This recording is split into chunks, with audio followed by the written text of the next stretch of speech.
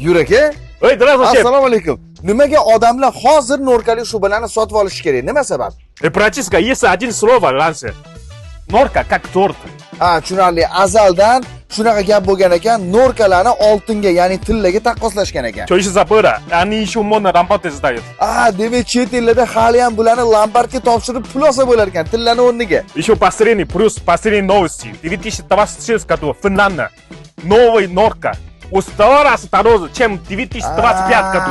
Tushunarli. 2026-yilda norkalarning narxi Finlandiyada 2 baravariga qimmatlashdi. Demak, bu degani yangi kelayotgan zavodlar qimmatroq, ya'ni 2 baravar qimmatroq kelishi mumkin. А мы, Лансе, покупай товары. До сих пор, смотри. Tushunarli. Demak, hozirgi narxlar avval qanaqa qo'ygan bo'lsa, men ustiga narx qo'shmayman. O'sha narxda turadi, deyaptilar. Вот, это 650 со скидкой. Bular $650 Вот 450 Bular черный. $450 450. Черный brilliantlar. $450 piyoda. 550. Mana sevimli mahagonlar $550. 550. Ma'mulani ko'ryapsizlar, bular $550 dan gap bo'lishi mumkin emas. Demak, siz ustiga narx qo'ymaysiz. Shuning uchun hoziroq kelib, tezroq bularni shu o'zini eski narxida olib qolish kerak. Мы до сих пор такой цены же.